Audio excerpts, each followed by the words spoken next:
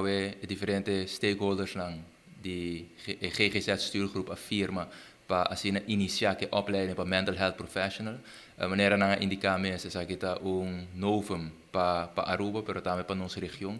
Caminda dentro de pouco nós tem 17 pessoas que está mais melhor opgeleid para brindar o cuidado necessário. Algum tempo passado nós aprovamos 250 mil florin para asina por percorrer para 17 candidatos aqui por baie opleiding para mental health professional.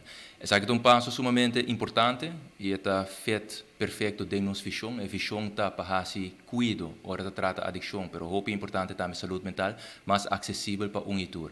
A base dessa aqui também tem 17 profissional que não está alocado ou resultar somente para departamento, pero não está resultar para diferentes departamentos, para de forma aí não por brinda e ajuda e cuidado necessário ora toca a parte de saúde mental, mental health.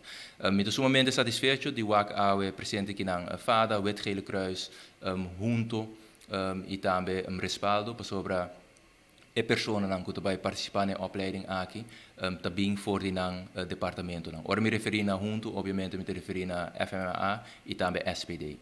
A opleiding aqui vai ser brindada door de Rino Zuid, em cooperação com Mental Health Caribbean, também uma opleiding reconhecida e de forma aí dentro de pouco nós temos geestelijke gezondheidswerkers ativo que na Aruba para por fazer cuidado aqui mais acessível e brinda melhor cuidado.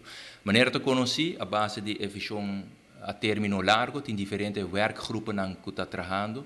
A werkgroepen aqui consiste de trabalhador die veld e é bonito de projeto aqui está a mental health professional opleiding tá que ela nasce voor die veld mesmo e obviamente voor nosso ministério nós aprovamos aqui mesora e para de forma aportar também na elevar a qualidade de cuidado na Aruba.